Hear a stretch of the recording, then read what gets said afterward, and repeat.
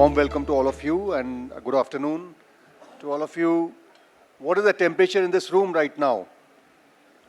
18, 16. It's not really very comfortable. It's probably a little on cooler side. So having such cold rooms in a meeting setting is one of the reasons why climate change has happened.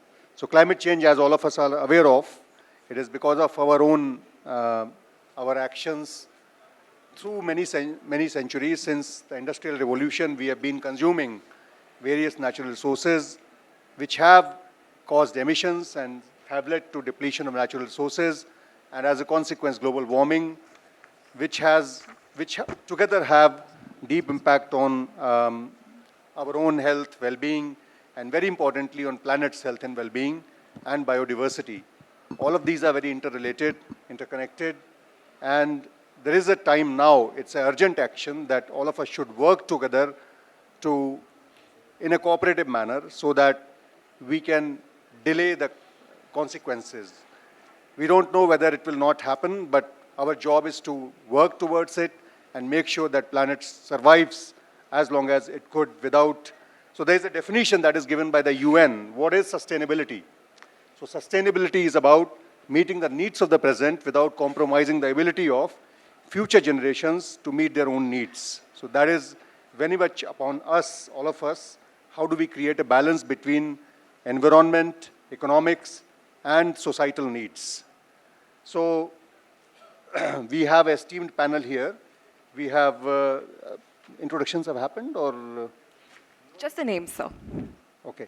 So we have esteemed panel here. We have Mr. Pratyush Panda as a head of ESG from LTIMindtree.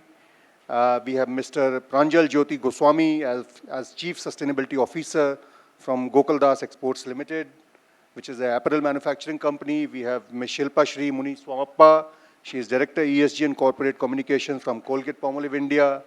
We have Mr. Nirbhay Lumde, who is also Director ESG from CGI Asia Pacific Global Delivery, and Ms. Shirin Kujur, she's again Head CSG Sustainability, Environment, Health and Safety and CSR from Azure Power. So we have 5 distinguished panelists with 5 different areas, and they bring a wealth of experience and knowledge with them to dwell upon different aspects of sustainability actions, and very importantly, on the need of collaborations to really lead to models and practices which can make a difference in this sphere. So without taking much time, I would just like each of the panelists to make maybe 1-minute remark as to what is their understanding of sustainability, climate action, and from there we will move forward towards the questions to them. Maybe I can invite first Mr. Pratyush Panda.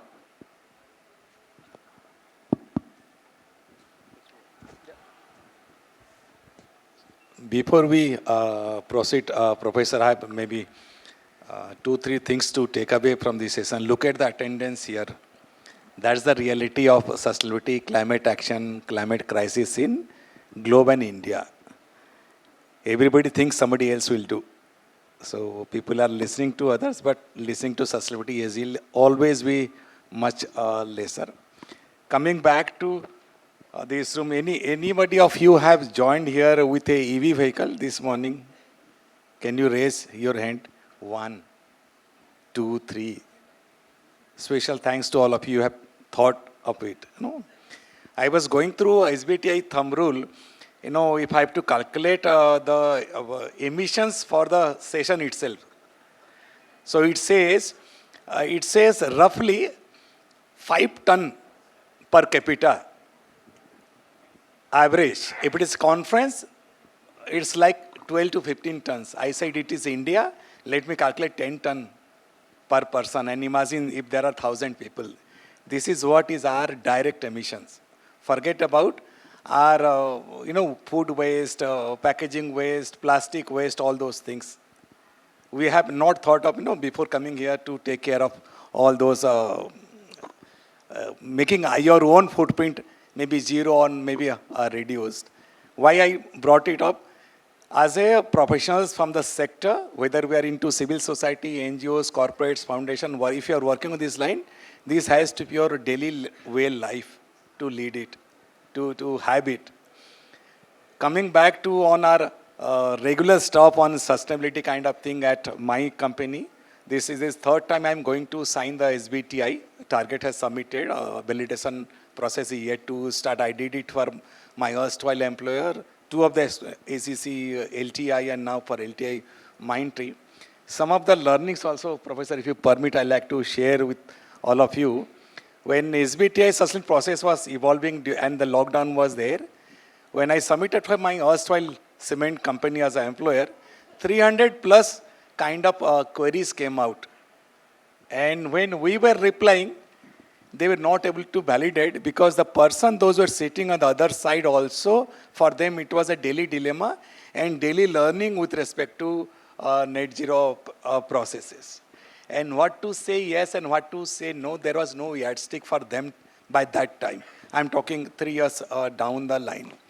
And from that day to this date, it has evolved really very seriously. And special thanks to COVID as a pandemic, people have started thinking on those lines. But slowly again, it is fading out from everybody's minds, not only individuals, corporates, governments, across everywhere. On SBTI line, like now people say SBTI signing net zero is a must. As an Indian company, we may take some more time. Like our Prime Minister said, 2070, maybe another 10 seconds. But we need to also have our internal roadmap ready. The moment it comes on your head to prepone it, I think internal absorption capacity has to be there to take it forward. And this is not only for corporate, it's for individual, civil society, and everyone. Okay. So may I now request Ms. Shilpashree just to give a very short remark on sustainability in general. Yeah. Good afternoon, everybody. Lovely to see all of you here.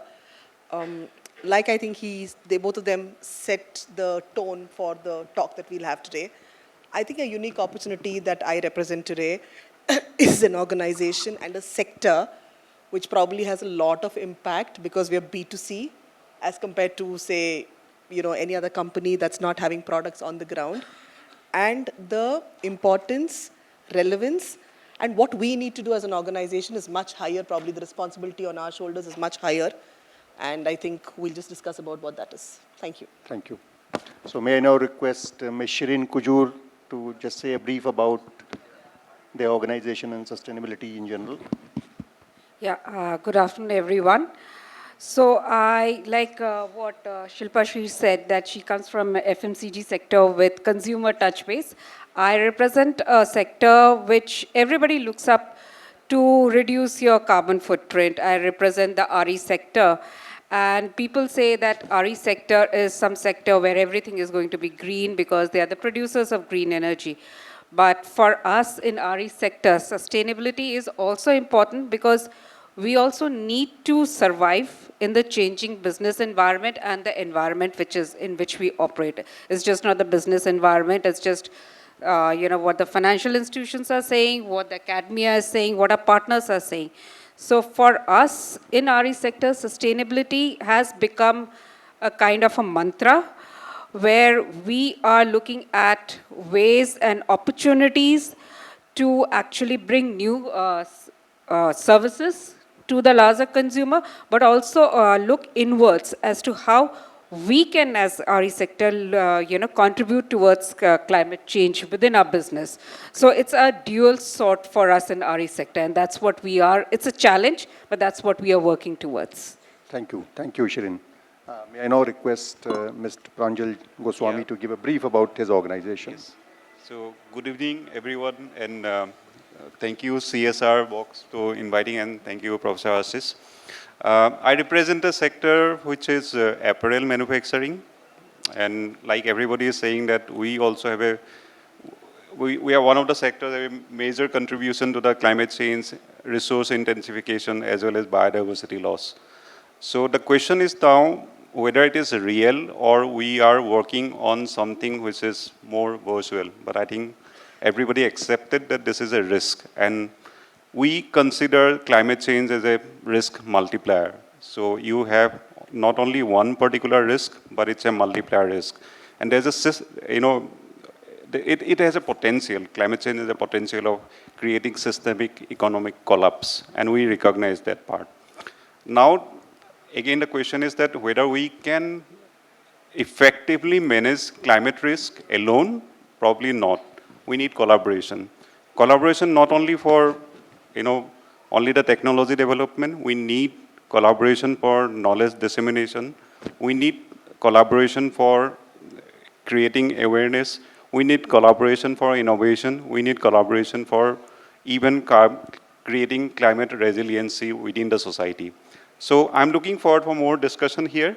But yes, like everybody else, every company is now trying to create sustainability and climate change as a lever to business growth, and creating is a material determinant of success. Thank you.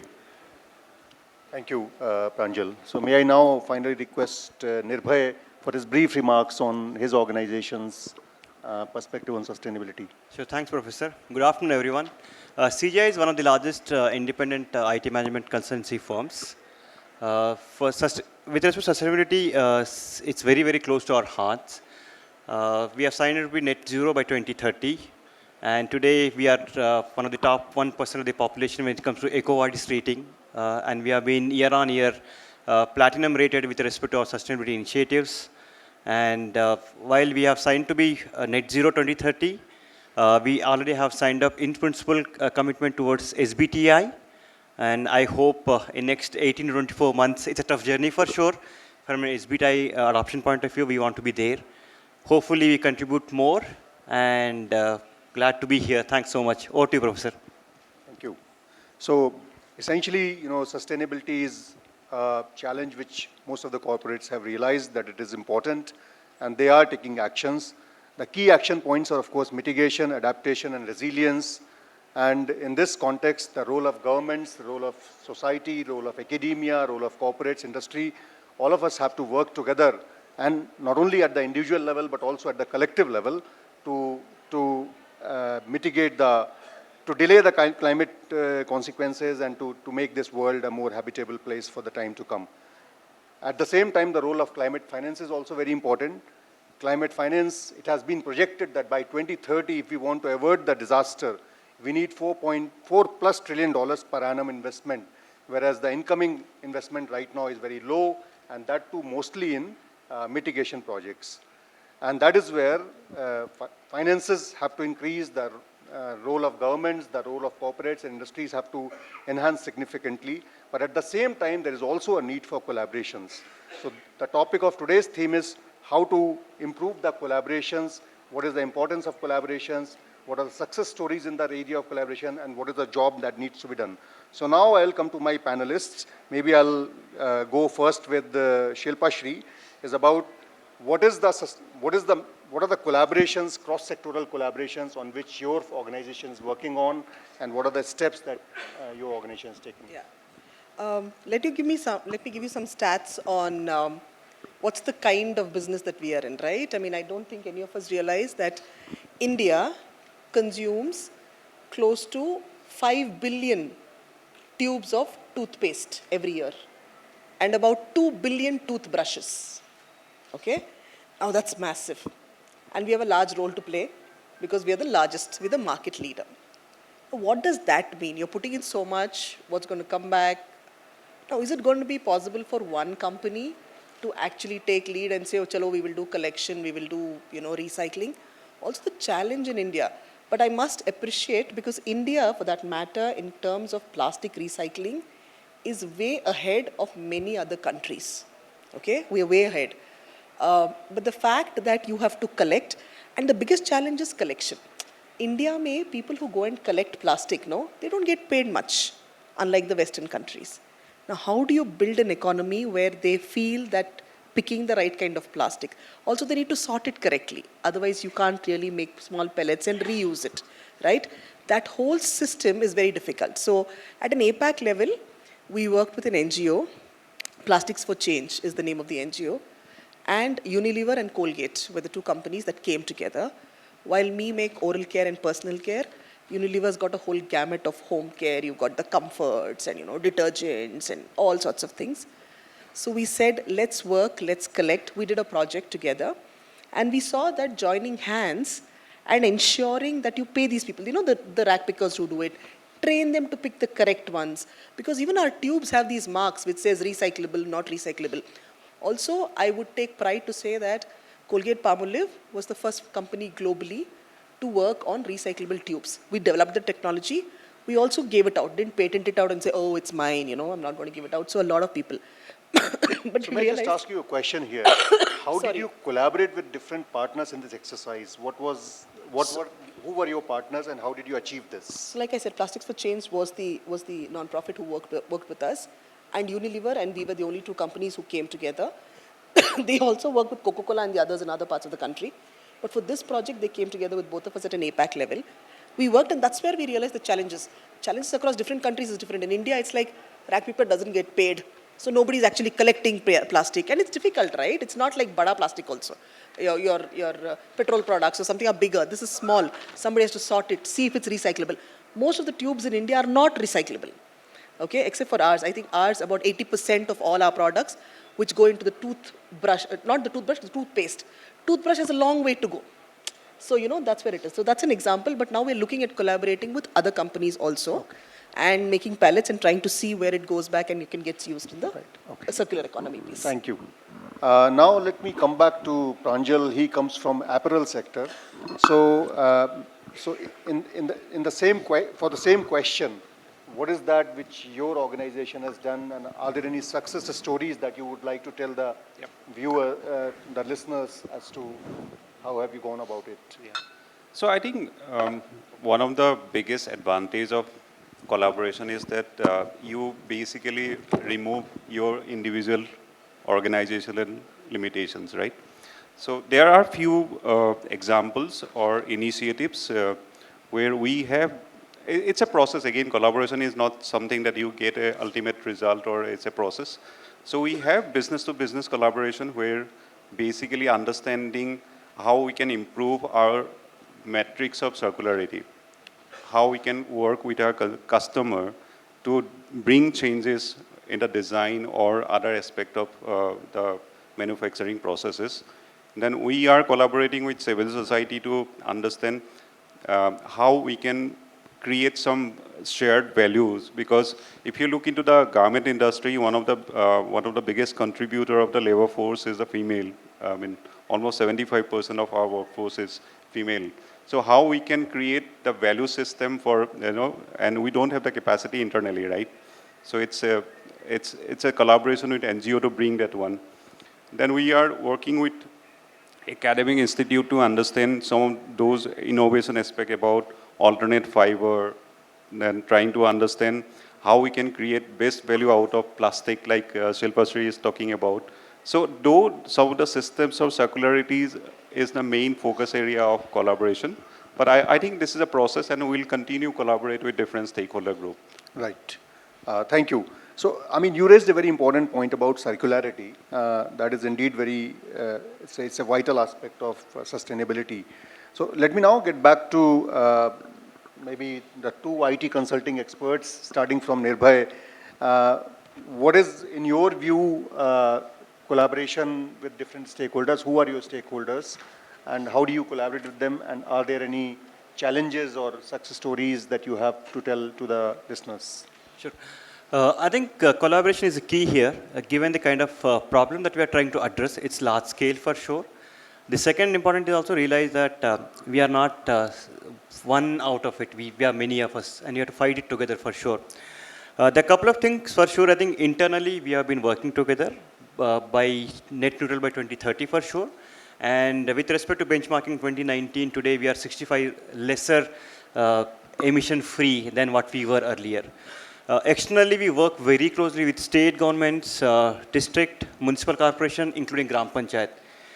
We have been working very closely with municipal corporations, working with landfills, where we take their wet waste, convert into biomethanation plants. Today, we do about 10 metric tons per day. We also work, while we work with urban segment, we also felt it's important to work in rural segment. Today we work with Siddipet rural area where we are at about 10,000 families. Again, 10 metric tons of solid waste is being segregated and collected and taken care. We do put efforts in terms of the afforestation. About 4,000 families, tribal families have been owned up with input cook stoves so that there is lesser pressure on wood for sure. We work on biogas. We work, in fact, we also support in terms of the climate change, climate resilient cropping. Today we support 350 women farmers in tribal areas where we are supporting with them organic farming. This end-to-end, not only about inputs but also market linkages. So therefore the journey, what we began with solid waste management to today we are at the climate resilient cropping. Much can be done. Given an IT company, we have the privilege enough, maybe lesser in terms of the emissions. So therefore, it's much easier for us to do the other side of the table. While we stay committed to scope 3 emissions, we want to go beyond business travel and look at our supply chain and see how we really offset and avoid in terms of the emissions. So, Pratyush, would you like to add anything? Given that you also Small addition, civil society NGO part my friend has covered. Maybe one more collaboration is required, like we're working with ITs of India. We all know about carbon capture, utilization and storage. So probably India by 28 will have its own product from the campus of IIT Mumbai. We're on the collaboration on deep sea, how we can have and capture those carbon and keep it beneath sea level for all time to come. So this is a massive work going on the Europe and US, but India hardly anything. Small way starting. Rather, I'll urge Indian INCs to put up some money on those lines with the, whether it is IT Kanpur, Mumbai, matter anywhere. Start doing some R&D on those incubations. That's addition. Thank you. Thank you. I think that's very important that collaborations between academia and society in general are extremely important in this direction. So may I now come to Shirin for her 2 cents on cross-sectoral collaboration. Who are your stakeholders? You are a manufacturer, right? So you power producer rather. Power producer. Yeah. So how do you see this in your context? So, for us, collaboration is, I would say in a very business term, is way how we can, bring about new services or expand our portfolio to see, RE sector is always known that you contribute, you are helping India or any industry to mitigate their climate change, or bring down their carbon footprint. So we always look at collaboration as to what are the new services or product line that we can bring in for the other industries where we are like their service provider. Also, collaboration for RE sector is, see, we have our own challenges and we realize that if we don't collaborate, there are challenges around recycling of the solar panels, which is going to be the next big nuisance which is going to come up. So in India, there is nothing which is around recycling or how we recycle.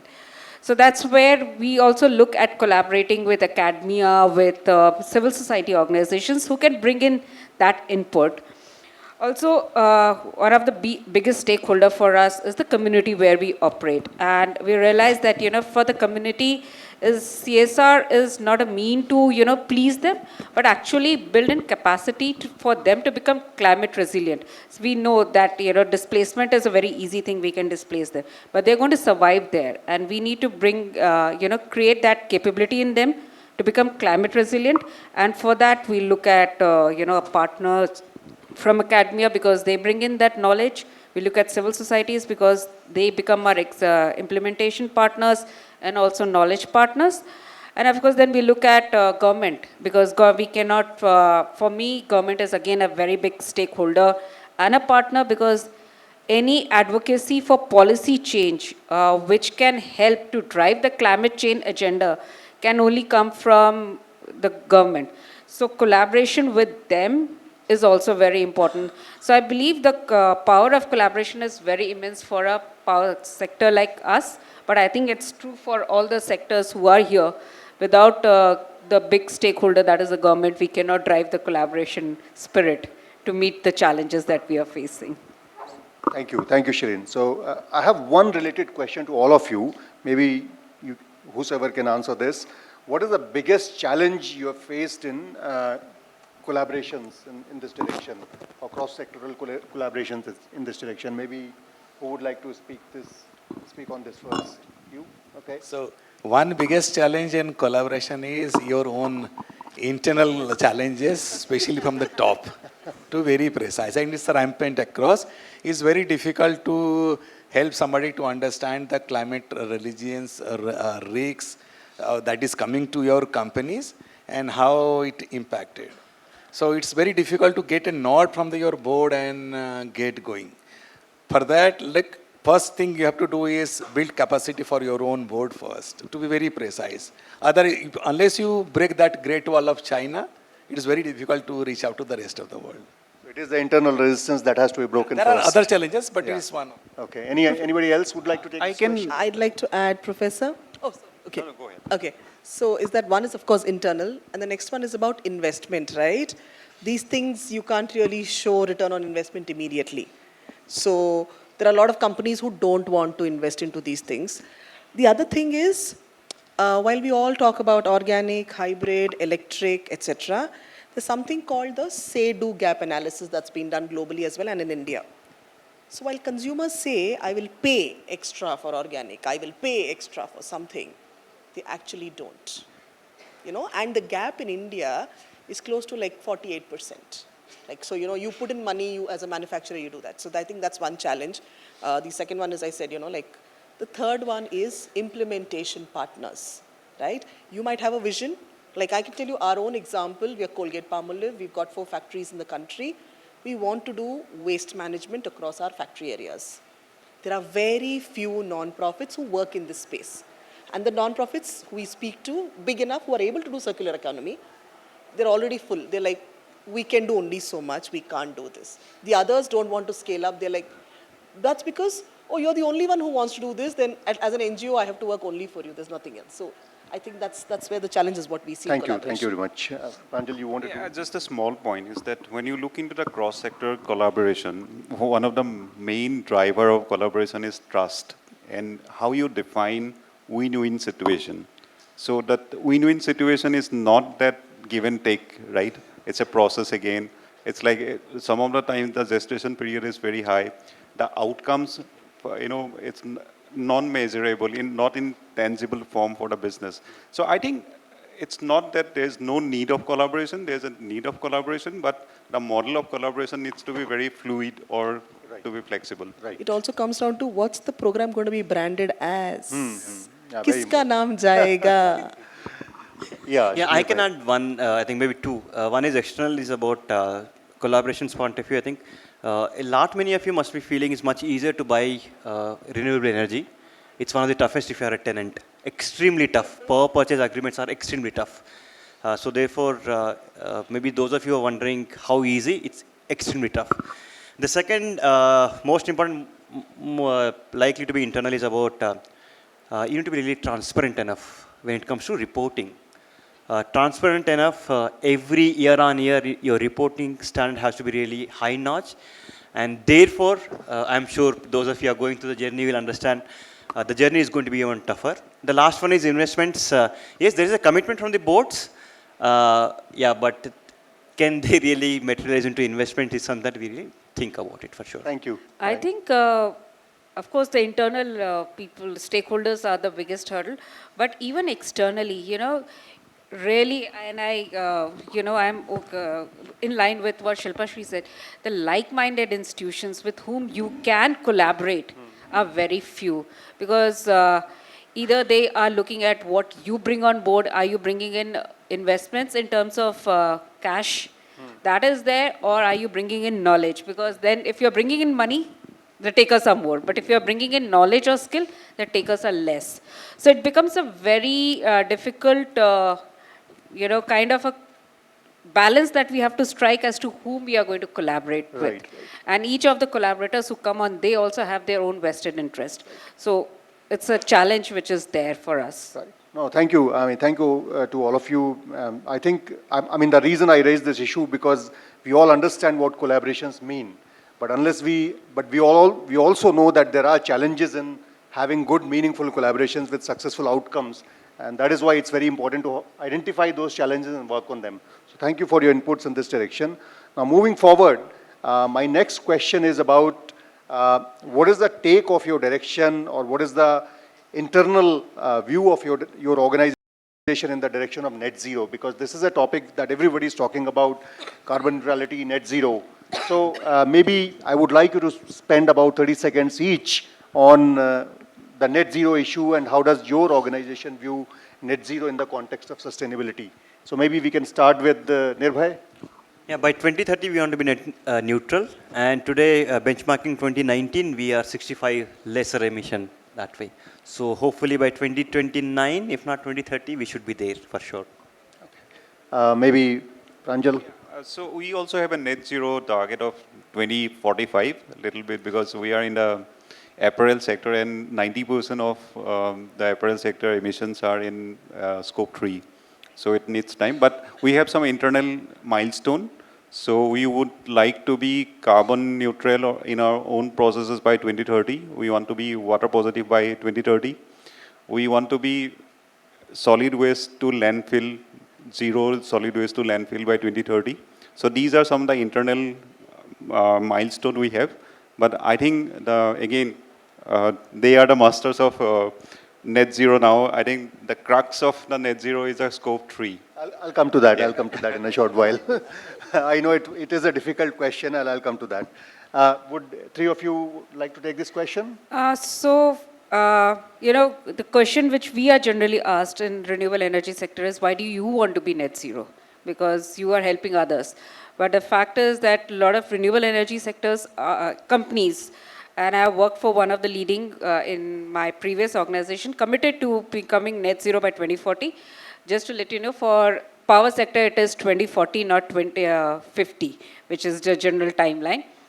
But yes, in the present avatar that I am in, the company is looking at net zero. The reason why it is the investors. For us, where we are looking at investors to finance our projects, to put in money for the expansion of India's, to meet India's target, we need capex. And the drive for us are the investors. And these investors are sitting in Europe, US, and UK, and where the drive for net zero is very strong. So yes, the drive has come from them, but the companies are waking up and have realized that it's nothing that we can brush it under the carpet.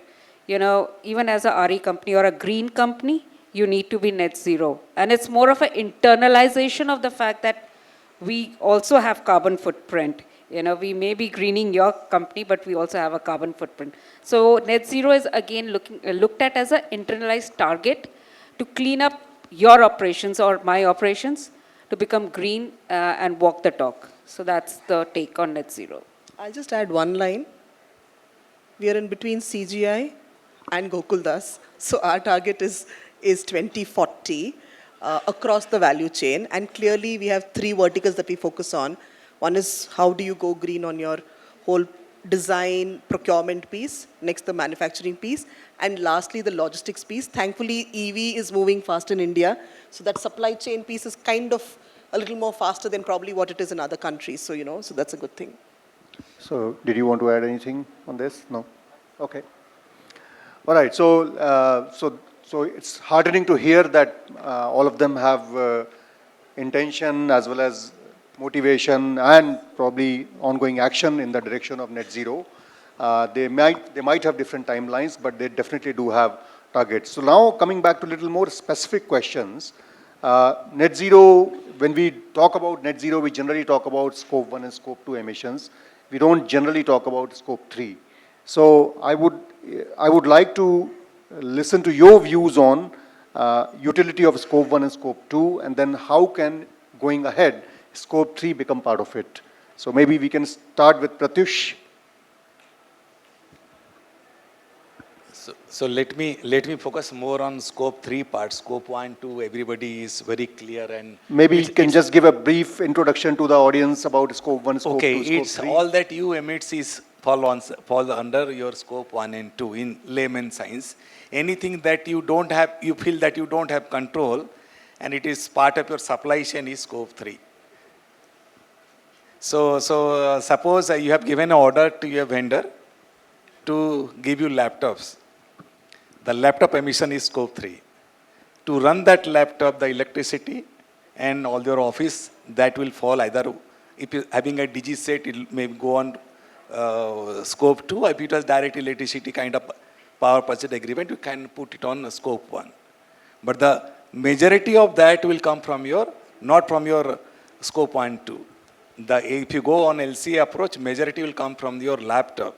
So unless you control your vendor and supply chain, it is very difficult to achieve your net zero. So always, all companies across the globe are struggling with scope 3 emissions. And it is sometimes 5, 6, 7 rings down the line. We have given order to a big vendor, he has given to somebody else.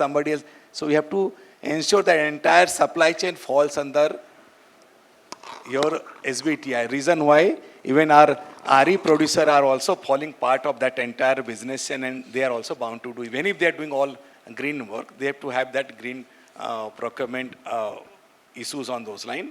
For that, you need to build capacity, you need to invest on your SMEs, those who are your suppliers, to achieve your goal. Otherwise, it will again be a daydream like we saw MDGs in 2015. Thank you, Pratyush. Maybe I can ask the same question to Nirbhay also about scope 3 importance and how do we bring this into accounting? Yeah, I think scope 1, scope 2, as Pratyush said, I think is much easier to track and report, and scope 3 really gets missed out. And today, scope 3, anyone who is making a commitment, I think they're really making a big move for sure. When you look at scope 3, it's not just about your business travel. It's much beyond your supply chain for sure. And today, if you really want to track your supply chain, that means you're also looking at your vendors, your suppliers, much beyond that. And at CGI, scope 3 point of view, we are looking at how do we really track our own individual employees' emissions. Today, we track that and report for sure. While the journey has just begun, it's certainly tougher for sure in terms of what do we really want to measure and what do we really want to report. And therefore, I think those of you who want to really start a journey towards scope 3 for sure, make that conscious effort of moving towards scope 3. While its journey is not going to be easy for sure. You need to have really higher standards in terms of the reporting for sure. I'm sure consultants would be after your life the minute you make a commitment, because supply chain is toughest thing. The vendors are going to be toughest thing because you made a commitment, they have not made a commitment. So therefore, you are expecting your vendors, supply chain to make a commitment on your behalf. So therefore, be ready if you really want to take that scope 3. One small addition here. For this, normally SBTI is taken as Bible to refer and all.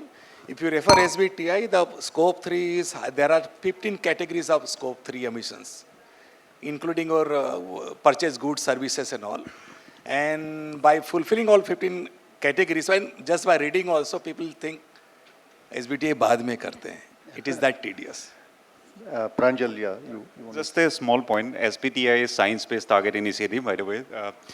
See, for the scope 3, I mean, people must be thinking why companies are, 2050, 2070, 2080, 2080. I mean, India is talking about 2070 by net zero. So the more elongated the supply chain, both upstream and downstream, it's become more complex in assessing the scope 3. GSG emission. So that's why you need a lot of time to understand mapping the value chain.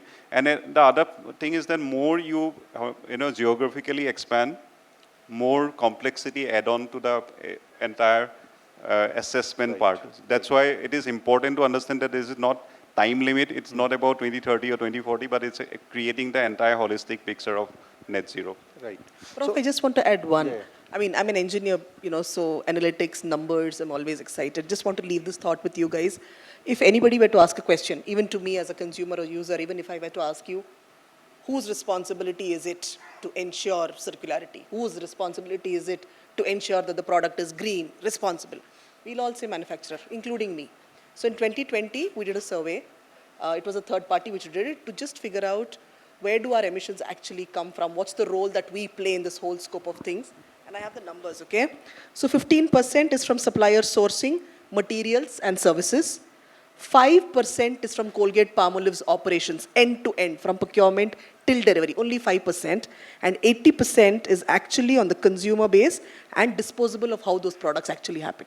So while we might put it back on a manufacturer, you know, but the role that we as consumers play is much larger, whether it's a car, whether it's toothpaste, anything. You know, I think any company who's planning to commit to SBTI or is looking at scope 3 emissions, I think my experience is that, you know, you need to spend more time internally, to get a buy-in from your internal stakeholders, typically the supply chain guys, because they are the ones who look into, you know, vendors. And also it's important for to spend time with your vendors. See, the big vendors, the big suppliers, they do understand if they have operations outside, they know what is scope 3. But it is the SMEs or your small time vendors who require a lot of hand holding. And it's also, the investment goes there. You know, you can bring about a lot of big reduction plans, but actually building up the capacity of your small time vendors and suppliers is more important.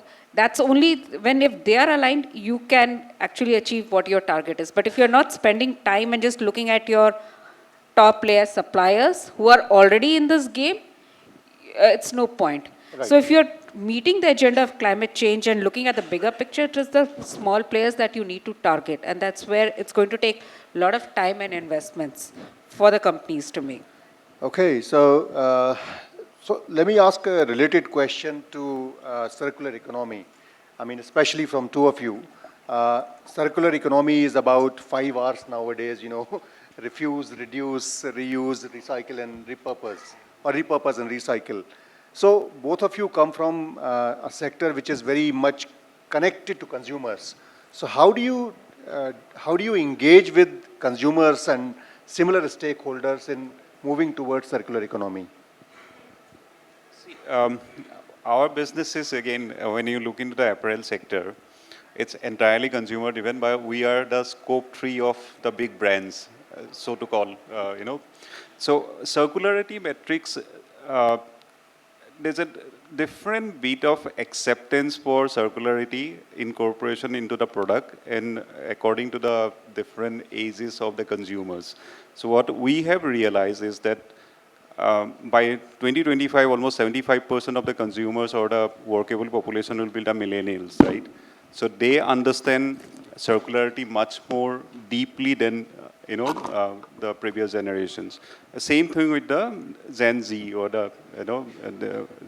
now, whether you have anybody, the consumer likes to pay for a circularity improvement, yes, they would like to. I can give you one example is that Levi's, when Levi's started with waterless denim, that how it's not about patronizing the product, but it's about a movement about how you, because creating a pair of denim, it takes almost 11,000 liters of water. So keeping that in mind, keeping that circularity is not about only recycling the final product. How you can incorporate circularity right from the design in the process to the afterlife of the product, creating the repurpose. So I think engagement with the consumers at different level, I think there's a very good chain right now about the circularity in the e-waste management. But that is not so much happening with the apparel sector yet. Okay. Shilpashree, I your would say, few cents on it. Yeah, adding to what he said, probably the sector has it better than us. Like Levi's, we've seen the H&M stories, right? The consumers there are slightly more evolved, much more younger, and ready to pay a price, ready to engage, ready to be there, the your generation. But for you, somebody using toothpaste and toothbrush, very, very difficult, starting from segregation to how much do you use, where do you throw it, etc. But also, like I said, our biggest challenge is like, currently in India, we're about 80% of our tubes are actually recyclable. And again, I'm talking only toothpaste. Toothbrush is going to take a long time. And our target is in the next 1 year, all 100% of our tubes are going to be recyclable. So what does it mean? The product, what we deliver, is something that can actually go into recycling. Now, after that, you make these small pellets, which can again go back and do something. Now, the thing is, All these things will get recycled. It can also go into some, we go to these markets and see these black buckets, so those are low-level products, or you can make benches, chairs, all the stuff is fine, but we're in oral care, we're in something to do with nutrition, right? We're trying to see if we can do something in the recyclable process to ensure that it can go back into food grade, which is very tough, very, very tough at this point in time. Putting into something else is really easy, I think so. So that's where is the challenge, yeah. No, thank you very much. Thank you thank you for answering a lot of these questions, which are slightly difficult also, especially the scope 3 one. I have one question on climate finance. We know climate finance is mostly spent on mitigation projects than on resilience adaptation projects. And in resilience and adaptation, collaborations are even more important. So maybe 30 seconds to each of you, those who would like to speak on climate finance, the importance of it, what could be done better, and what is the importance of collaborations in that. And then we'll close the session with final remarks. So who would like to take this first? Pratyush. So let me go back to the BlackRock of the world and all. Last year we have seen in US the Inflation Reduction Act came out. If you read it, it is going to come in a big way next 2 to 3 years time to across the globe. It's going to hit. And majority of that is climate financing. And it very clearly says that makes by 2030 or all, if you are not part of any kind of supply chain where you are ending with some sustainability impacts, you will be out of the market. That will certainly going to hit biggest of the corporate in India as well. Be ready to see that some of the corporates are sold out or been taken out from the market also. It will certainly going to happen on those lines. It has a direct impact on everyone. And that includes the impact on our academic research kind of things. We need to invest on those lines. Second, it will also have impact on the climate action that is going on in India. In one way, some new action will also start up, and some of the old action that we have taken out, we also need to roll back. Pranjal, maybe you wanted to answer this. I think we need substantial investment in terms of carbon or climate change mitigation. So though a lot of investment, a lot of available finances are there, still I think how much innovation we can make to getting those finances accessible. I can give you one or two examples in that how some of those initiatives are creating new space within the financing mechanism is that I think some of the companies are talking to the financial institutes to give subsidized loan for technology integration, which is not there earlier. Then there are bilateral financing happening between companies to mitigate. Again, this is a part of their scope 3 mitigation plan. But you are right that unless we diversify the finances into mitigation, adaptation, as well as resilience, I think we will not achieve the climate good. And to be sustainable in the financing, we need more finances in innovation. We need more finances in education, in terms of creating awareness, and we need more finances in how you can incorporate traditional knowledge into more production processes or agriculture processes, so that you can reduce your footprint. Thank you. So I think we are coming close to the end. So let me just go through a quick rapid fire round. So I'll ask 1 or 2 questions to each of you, which may be a little, you have to think and answer very quickly. So maybe I'll go to Nirbhay. What is the top word you associate sustainability with? Climate change. Okay. Maybe to Pratyush. SBTI. SBTI, okay. Let me ask another question to Shirin. What is the one word that strongly defines your organization's commitment on climate change or sustainability? Diversity. Okay. Same question to Pranjal. Resilience. Resilience. Now coming to Shilpa, what are the 3 qualities you look in a collaborator? Agility,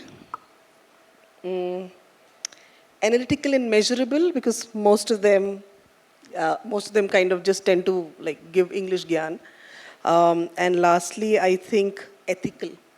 So Okay. that's very, very. Thank you very much. And now I'll come back to Pranjal again. What are the 3 challenges that you have faced while working in the sustainability domain? Okay, one is that there's a gap of expertise.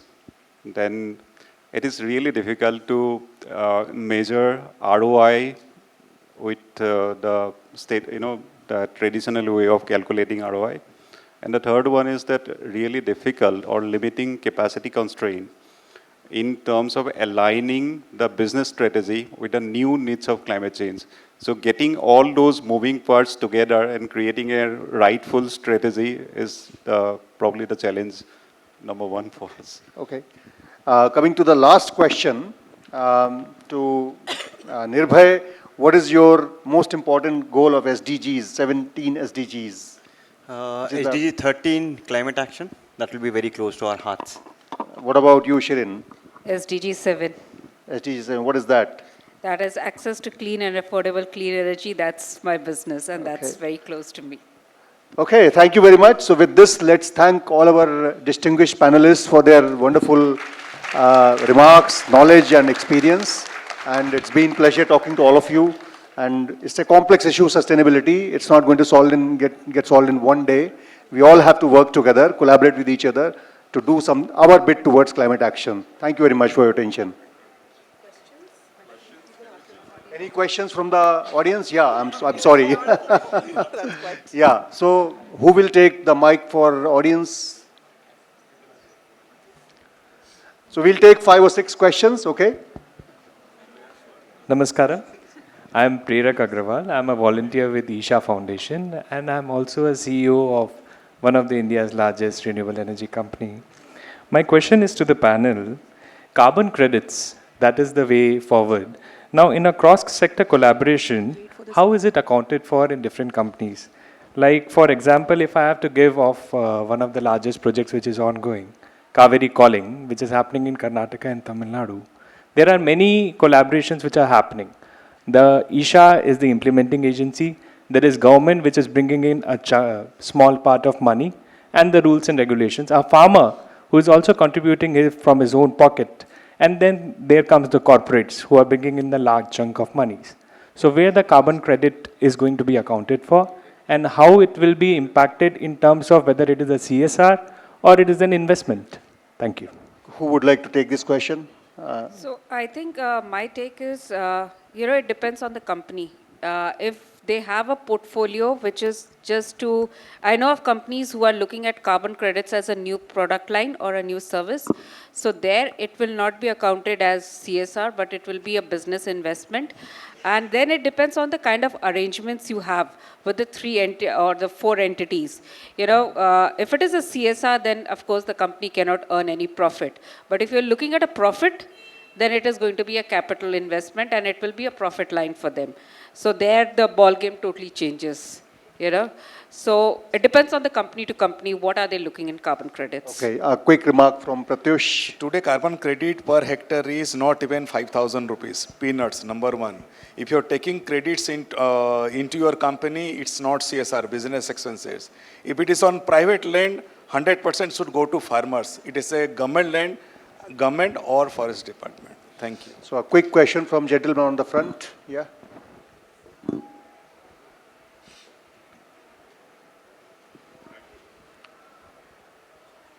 Please be as brief as possible. Yeah.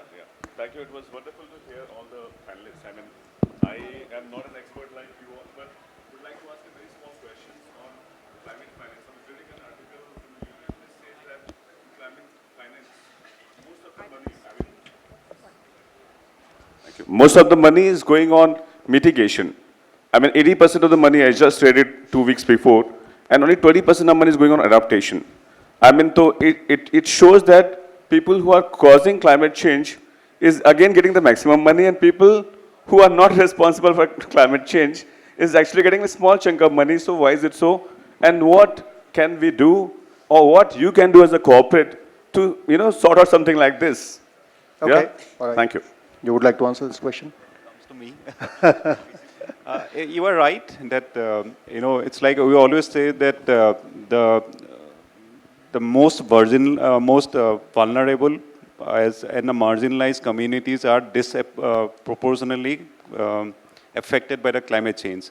But if you look into the low carbon economy we are trying to create, it should not be a cost of the people who have already been suffered.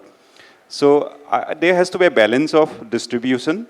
Though a lot of things are going into mitigation, like what we talk about the capture and storage uses, even talking about carbon mineralization, all those technological about this, carbon mitigation. But at the same time, some of those adaptation like agroforestry projects, those projects are also getting momentum. Now, how you finance, how you get access to finance to promote some of the things where traditional knowledge, and India is a very diverse country. We have done some research on that. How we can bring some of the traditional knowledge into agriculture, it can really offset a lot of your carbon problem in a regenerative way. Very quickly. Yeah. Very quickly. Yeah. Two things to it. Normally there is a tendency on big corporates saying carbon neutrality. It means 100 चूहे खाकर बिल्ली हज को चली. I'll emit here and I'll invest in Pakistan. Will you all accept? So that's what is happening towards 80%. 20%, you are right. There is a strong advocacy required from civil society side to increase that. So one question from the lady on the back. Can somebody get the mic to her? Or maybe? Awesome. Please, yeah.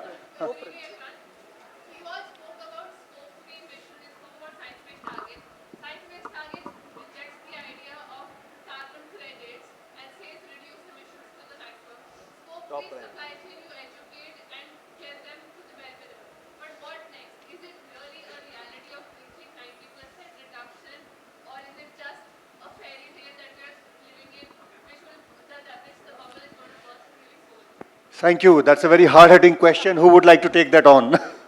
Okay, Nirbhay, please. I think it's not a fairy tale for sure. I think the minute you are making a commitment, especially for SBTI, that means you are making a commitment. And given that, I think we missed adding the shareholders' point of view.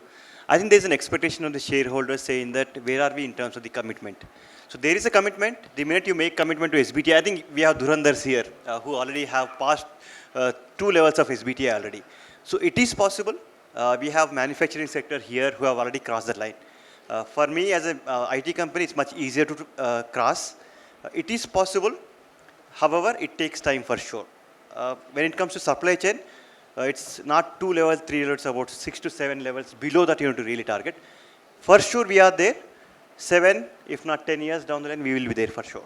I think it's more of the intention of which company is making. It's a conscious decision that they have made a SBTI target or a net zero target. So moment you make that target, you know that these are the challenges and you're up for the challenge. So whether the shareholders or the public society, they are looking at this moment, what is your intention and are you willing to invest in that? Whether we are going to achieve that target is a very long game because none of the companies that we are talking about who are in SBTI have achieved that 90% or the target. But it is the journey which counts a lot and it is the effort. So if you have made an effort, eventually you will see the result, maybe not today, but tomorrow.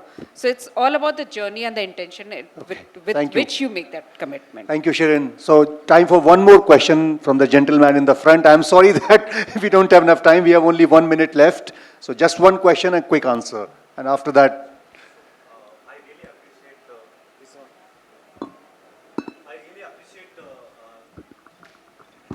Thanks, Pratyush.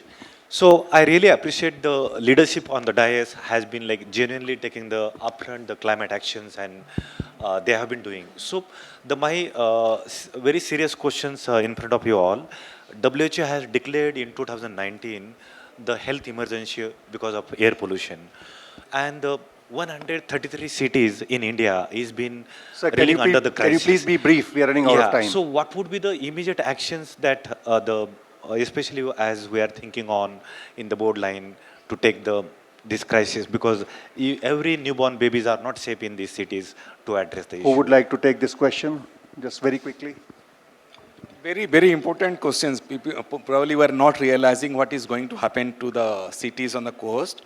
One thing is very good, like if I ask me especially, this morning I was calculating for our board requirements, 33 lakhs saplings on the coast has been done through LTIMindtree. As on today when we're sitting, made our company 2.8 times water positives.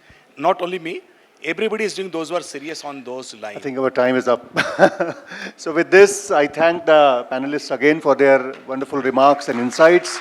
If you have any more questions, you can ask them outside this hall. And thank you very much for your attention.